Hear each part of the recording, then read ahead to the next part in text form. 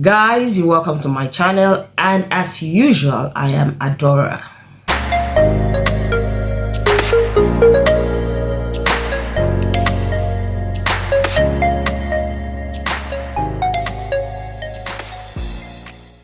So recently there was an uproar from some students in Teesside University located in Middlesbrough, UK. And the main issue was that some of these students were actually protesting the fact that the university had asked some of them to leave the school because of their inability to pay their school fees, their tuition fees.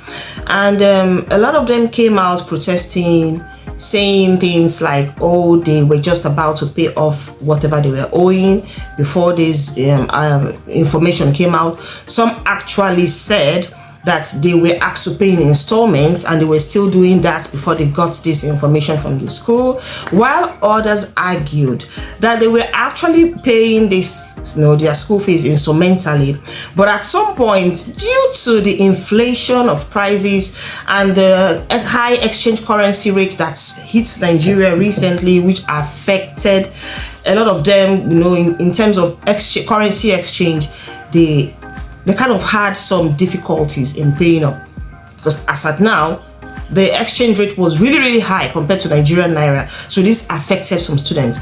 Now, this last option, or rather this last reason that was given, the currency exchange rate, in as much as it is a very sad situation that Nigeria's currency could depreciate so bad like that, but the university is also arguing the fact that that is not their business. Because in the first place, if you look at it, before you apply to come in school in any country, usually one of their requirements is that you must have your proof of funds. So that proof of funds means you must have an evidence to show that you can afford to take care of yourself financially while you are studying, for the duration of your study in that country, and that covers your tuition fees. So if you are able to tender a proof of funds right before your application, or rather during your application process, before you even come into the school, before you are even given the admission,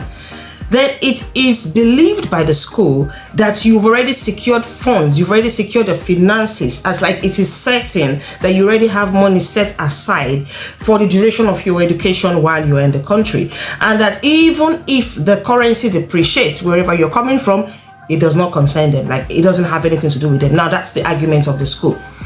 Okay, we also understand that when this whole issue of the university, kind of removing some students from the school recently, there was a public outcry about it. A lot of people came out and discussed the after effects of students who have to now leave school halfway, even without completing their degree.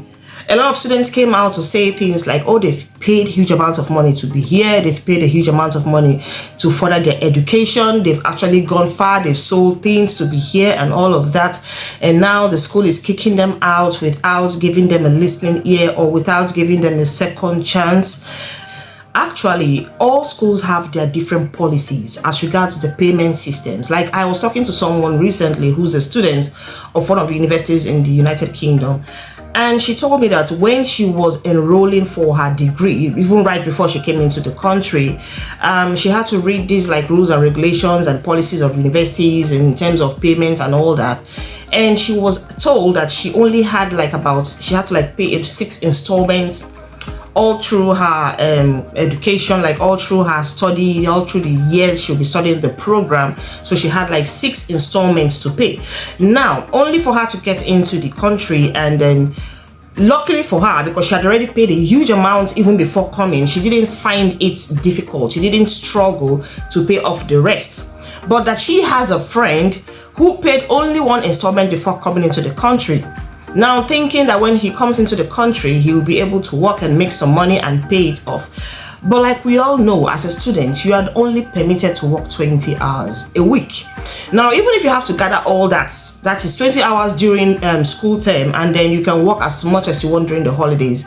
Now, the holidays is usually not so long like that. So even if you have to pack some overtime shifts and all of that and put all the money together in addition with what you have, your 20 hours you've worked normally, it's still going to be a struggle, because bear it in mind that you have to survive, you have to pay your rent, you have to pay some bills, you have to make some expenses which is not part of your school fees budget that you have left aside. So while you're making all these expenses by the side, you are still saving for school. So it's going to be a serious struggle. That's why in most cases the universities usually say make sure you have enough money before you come into the country so that you do not get stranded.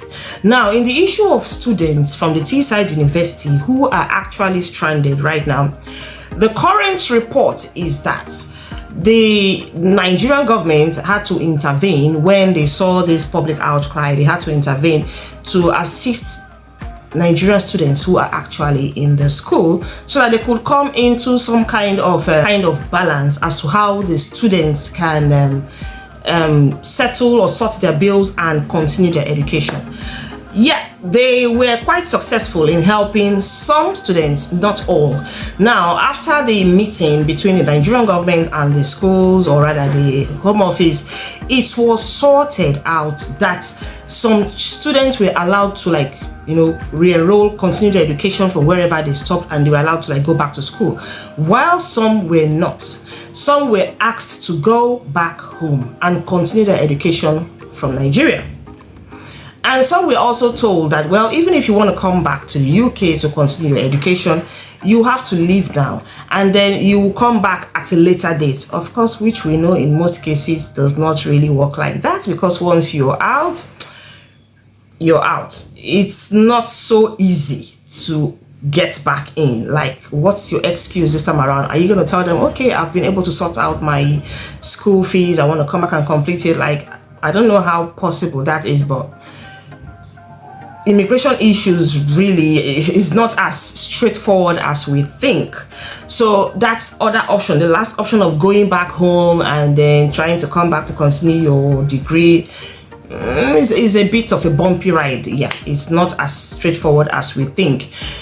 So one of the options the school gave the students is that the school was going to sort out their travel funds, like it's going to sponsor them financially to get their travel documents, or rather some money for their ticket, and go back home and sort out their life there. But all of these options did not go down well with a lot of students who have protested that they spent their life savings, they've done all they could just to be in this country, and when they've gotten to the middle of their programs, or rather some of them are even almost at the edge of finishing their studies when this crisis hits them. So now what they are now saying is that it's not possible for them to go back home without a proof that they actually came to the UK to study. Like, there's no certification, there is no graduation. Like, what have they come to do after selling all they had back home, only for them to come in? They spent a few months, or rather a few years, and they're going back empty-handed. Like, what are they going to tell people back home that they went to the UK to do? So some people have argued that has the school in any way wronged them, and they have also answered their questions themselves, saying that, well, the school has not really wronged them, because in the first place, if you need some services to be offered to you, you should be able to pay for the services. Like, you should be prepared to have your money to pay back for the services that have been offered to you, and whereby you are not able to pay back, maybe a kind of payment plan should be put in place. And if you still default in that payment plan, then there's a problem. That is actually where, if that is the case in this situation, the school has every right to do whatever they are doing. So some of these students have actually gone the legal way. They have decided to take legal representatives to appeal these decisions and to see how they will be able to come to a successful end, because to be honest with you, it's not a very palatable situation. Like, immigration issues can be very complex, can be very lengthy. It's not something you really want to dwell in. It's not something you want to even start. The torture it gives you, the whole psychological stress you have to pass through, just to pull through this whole journey is not an easy ride at all.